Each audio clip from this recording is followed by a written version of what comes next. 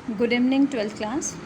बेटा check point 9.4 के बाद आपका नेक्स्ट टॉपिक है उत्प्रेरक वर्धक अथवा सक्रियक। देखिए उत्प्रेरक क्या है ये आप लोग समझ चुके हैं अभी तक। अब जो पदार्थ स्वयं उत्प्रेरक नहीं होते लेकिन उनकी उपस्थिति में उत्प्रेरक की सक्रियता बढ़ जाती है उनको हम उत्प्रेरक वर्धक कहते हैं।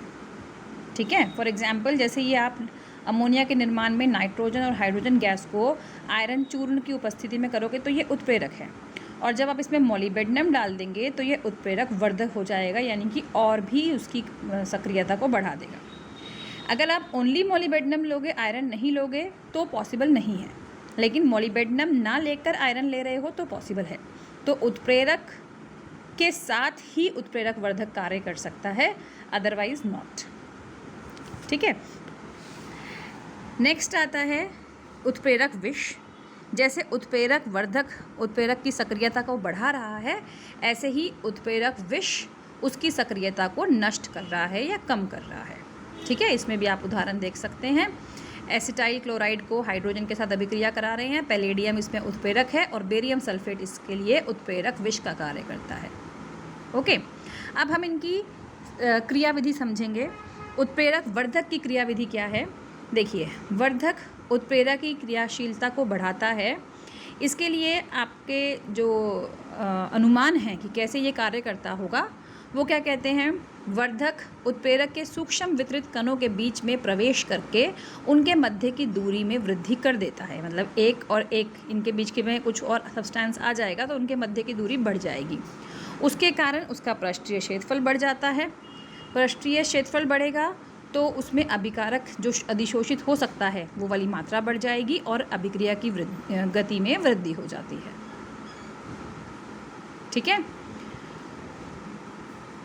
ऐसे ही उत्प्रेरक विष क्या करता है, इसकी अगर हम क्रियाविधि को समझते हैं तो उत्प्रेरक विष अणुओं की अपेक्षा वर्णी अधिशोषण दर्शाता है।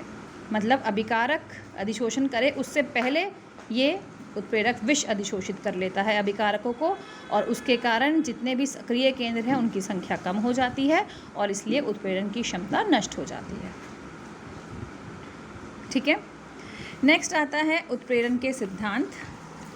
देखिए, उत्प्रेरण के सिद्धांत में पहला है आपका इंटरमीडिएट कंपाउंड फॉर्मेशन सिद्धांत या माध्यमिक यौगिक बनने का सिद्धांत। इसे क्लेमेंटन और डिसॉम्स ने प्रतिपादित किया था, और इस सिद्धांत के अनुसार अभिकारक तथा उत्प्रेरक परस्पर संयोग करके एक माध्यमिक यौगिक का निर्माण करते हैं जो पुनः दूसरे अभिकारक अणुओं से अभिक्रिया करके फलस्वरूप उत्पाद दे देता है। जैसे फॉर एग्जांपल आप A+C, ये C जो है हमारा उत्प्रेरक है, आपने अभिक्रिया करनी है A और B के बीच में, लेकिन जो अभिकारक A है ये उत्प्रेरक के साथ एक माध्यमिक यौगिक बनाता है AC B दूसरे अभिकारक से अभिक्रिया थोड़ी फास्ट करेगा और आपको उत्पाद दे देगा, उत्प्रेरक आपका फिर से फ्री हो जाएगा। ठीक है, ये वाला सिद्धांत है आपका माध्यमिक यौगिक सिद्धांत। इस सिद्धांत की सीमाएं क्या हैं कि ये जो सिद्धांत है इसके हिसाब से मध्यवर्ती उत्पाद केवल समांगी उत्प्रेरण में ही दशा में ही बन सकता है। अगर विषमांगी उत्प्रेरण होगा तो ये पॉसिबिलिटी नहीं है। ठीक है, इस सिद्धांत के हिसाब से आप उत्प्रेरक वर्धक या उत्प्रेरक विष इनके क्रियाविधि को नहीं समझ सकते। अब नेक्स्ट जो हमारा मॉडर्न थ्योरी है वो है आधुनिक अधिशोषण सिद्धांत। इस सिद्धांत के अनुसार ठोस उत्प्रेरक की सतह पर बहुत सारी मुक्त संयोजकताएं होती हैं और ये सक्रिय केंद्र पर अभिकारक के अणु आकर अधिशोषित हो जाते हैं। अधिशोषण होने के कारण इनकी सांद्रता बढ़ जाती है, अणुओं की जो सांद्रता है उस सतह पर बढ़ जाएगी, जिसकी वजह से टक्करों की संख्या बढ़ जाती है, और जितनी ज़्यादा टक्करें होंगी उसके अनुसार ही उसकी वेग बढ़ जाएगा। ठीक है, तो आपके पास जो उत्प्रेरक जो मॉडर्न सिद्धांत है वो अधिशोषण पर बेस्ड है, और जो पुराने वाला सिद्धांत है वो आपका इंटरमीडिएट पर बेस्ड है। अब आपके पास जो आधुनिक सिद्धांत है उसको हम उसकी क्या क्या महत्व है, इम्पॉर्टेंस है वो देखते हैं। यह सिद्धांत सक्रिय केंद्र की मुक्त संयोजकता को समझाता है और इसके रिक्त स्थान प्रदान करने, अभिक्रिया की वृद्धि होने, मतलब ये थोड़ा ज़्यादा क्लियर वे में आपको समझा सकता है कि अभिक्रिया तेज़ क्यों हो रही है। खुरदरे पृष्ठ या ज़्यादा सक्रिय अगर आपने ले रखा है उत्प्रेरक तो आपकी अभिक्रिया की दर और अधिक हो जाएगी। इसमें अभिक्रिया की दर अंतराकाशी रिक्तिका प्राप्त जो वर्धक है वो अंतराकाशी रिक्तिका प्राप्त करता है, जो हमने पीछे भी सीखा भी था कि उत्प्रेरक वर्धक किस प्रकार से कार्य करता है। तो ये वाली कॉन्सेप्ट भी यहाँ पे समझ में आ रहा है कि उत्प्रेरक वर्धक कैसे अपना कार्य कर रहा है। पिछले सिद्धांत में नहीं समझ में आ रहा था ना, तो यहाँ पे ये बात क्लियर हो रही है। नेक्स्ट आता है आपका ठोस उत्प्रेरक। ठोस उत्प्रेरक क्या है? ठोस उत्प्रेरक आपके पास जो ठोस अवस्था में होंगे, बहुत सिंपल सी बात है। तो इसके महत्वपूर्ण लक्षण होते हैं, पहला सक्रियता, दूसरा वर्णात्मकता। एक एक करके हम पढ़ेंगे। सक्रियता, जो भी ठोस उत्प्रेरक है उनकी अधिशोषण की क्षमता पर उनकी सक्रियता निर्भर करती है। तो ये जो अधिक मात्रा में अधिशोषक कर सकते हैं अभिकारकों पर, वो अधिक सक्रिय होंगे एंड वाइस वर्सा। दूसरा इनके पास जो इनकी लक्षण है वो है वर्णात्मकता। किसी उत्प्रेरक के लिए वर्णात्मकता का तात्पर्य है कि ये अभिकारकों की विशिष्टता पर निर्भर करते हैं। मतलब ऐसा नहीं है कि कोई सा भी उत्प्रेरक आप किसी भी रिएक्शन में यूज़ कर सकते हो।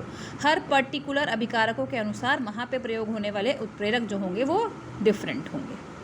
ठीक है, ये दोनों पॉइंट्स आप याद रखेंगे, काफ़ी इंपॉर्टेंट क्वेश्चन है ये। सक्रियता रिएक्टिविटी और वर्णात्मकता दैट इज सिलेक्टिविटी। उत्प्रेरक के अनुप्रयोग, बेटा यहाँ पर कुछ आपको इक्वेशंस दे रखी हैं जहाँ जहाँ पर उत्प्रेरण किया जाता है, तो ये आप लोग रीड करेंगे एक बार।